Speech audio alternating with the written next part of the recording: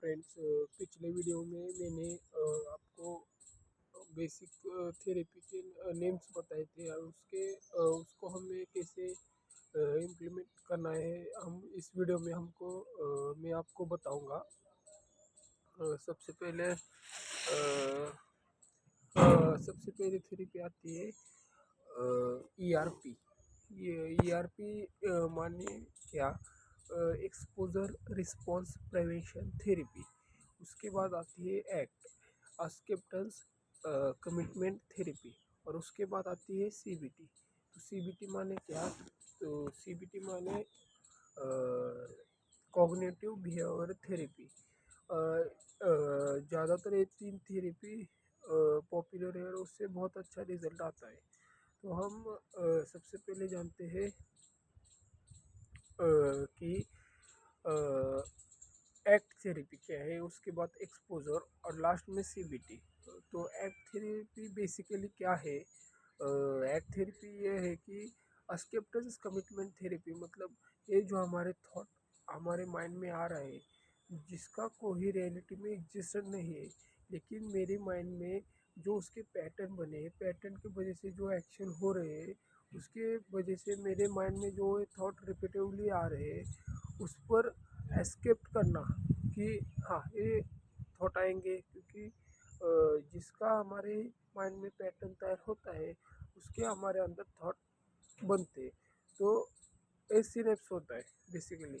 तो हमें उस पर ध्यान न दे के स्किप करने का और कमिटमेंट करने का कि मैं इस थॉट पर एक्शन नहीं लूँगा, जिससे कि वो थॉट के जो पैटर्न है वो हमारे माइंड से जाए और उसके बाद हम न्यू पैटर्न्स इन्वॉल्व करें।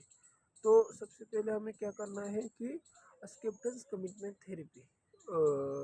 तो उससे थॉट को पहले तो एस्केप करने का, उस पर कमिटमेंट करने का, मैं उस पर कोई एक्शन नहीं लूँगा और उसको सिंपली इग्नोर करूँगा। ये थेरेपी को हम कहते हैं एक्सेप्टेंस कमिटमेंट थेरेपी। उसके बाद सेकेंड पर आती है ERP, exposure response prevention therapy. ये थेरेपी थोड़ी सी बिगिनर लेवल के लिए थोड़ी सी डिफ़िकल्ट लगती है, क्योंकि एक्सपोजर रिस्पॉन्स प्रिवेंशन थेरेपी में क्या होता है, जिस थॉट से हमारे मन में जो एंजाइटी आती है, स्ट्रेस आता है, उस थॉट को आने देने का, एक्सपोज करने का उस थॉट पर।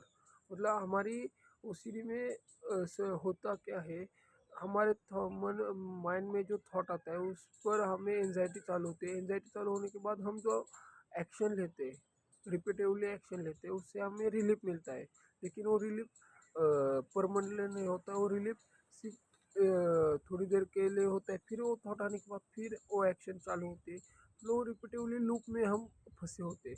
तो उसमें क्या करना है हमें, एक्सपोजर करना का मतलब जो जिस थॉट से हमें एंजाइटी लगती है, स्ट्रेस आता है, उस थॉट को आने देने का।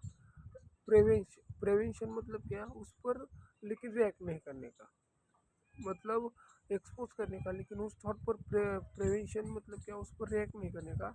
ये थेरेपी से हमें क्या होता है, जो हमारे एंजाइटी स्ट्रेस लेवल थॉट है उससे हमें छुटकारा मिलता है।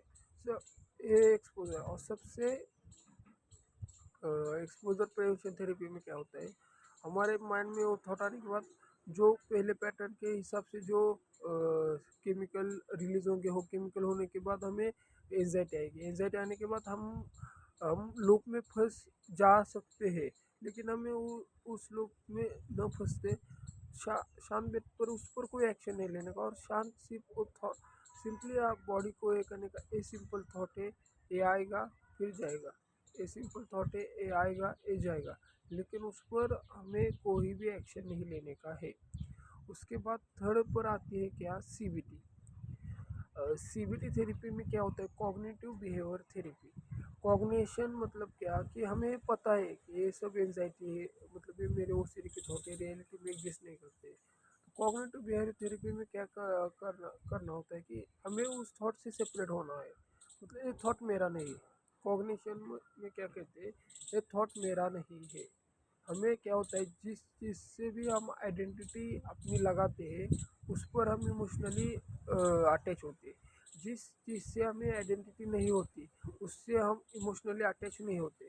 तो क्या होता है, अगर वो थॉट आया, अगर कि मतलब हम उस सीढ़ी में क्या होता है, मैं किसी को तो मारूंगा, ऐसे थॉट आते हैं। तो हमें क्या लगता है, मैं बुरा आदमी हूँ, मेरा ऐसा होगा वैसा। तो हमें सिंपली क्या करना है कि ये जो थॉट आ रहे हैं ये मेरे थॉट नहीं, ये ओ सीढ़ी के, मैं इस पर नहीं एक्शन लूँगा, कुछ भी होने दो। उससे मेरा कोई ताल्लुक नहीं है, या उससे मेरा कोई संबंध ही नहीं है। तो वो जो थॉट है वो सीढ़ी का है, मैं उस पर नहीं थॉट एक्शन लूँगा। ये कॉग्निशन में हम करते हैं। तो कॉग्निशन में इससे क्या होता है, हमें उससे सेपरेट होते हैं तो उस पर हम एक्शन नहीं लेते। तो ये कॉग्निटिव बिहेवियर थेरेपी वो भी बहुत अच्छी है। ईआरपी, और ईआरपी करने के बाद ईआरपी थेरेपी करने के बाद आपको बहुत सारा अच्छा इम्पैक्ट आएगा। उसके बाद भी सीबीटी एक्ट करने के बाद तो आप पूरे उससे बाहर आ सकते हैं। तो सबसे पहले तो हमें क्या करना है, be in the present moment with fully attention. उसके बाद हमें ये थेरेपी भी उस पर काम करनी है। उसके बाद हम धीरे धीरे उससे बाहर आ जाएंगे।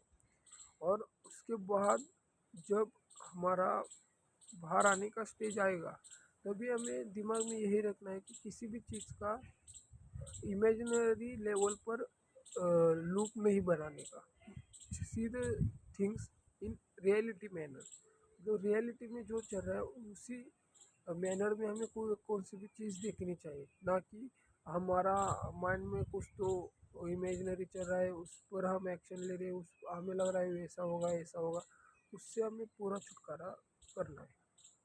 तो हमने इस वीडियो में एक्ट थेरेपी देखी, ईआरपी थेरेपी देखी, और सीबीटी थेरेपी देखी। आपको उससे जो नॉलेज मिला, आप नॉलेज लिए। उससे आपको जो आपका यूज़ का है आप उसे पढ़ें और उसके बारे में इंफॉर्मेशन जाने, और इससे बाहर आए सबसे पहले। क्योंकि ये इमेजिनरी बैटल है, मतलब इसमें आप अगर लड़ोगे भी तो भी आपको कुछ मिलने नहीं वाला है।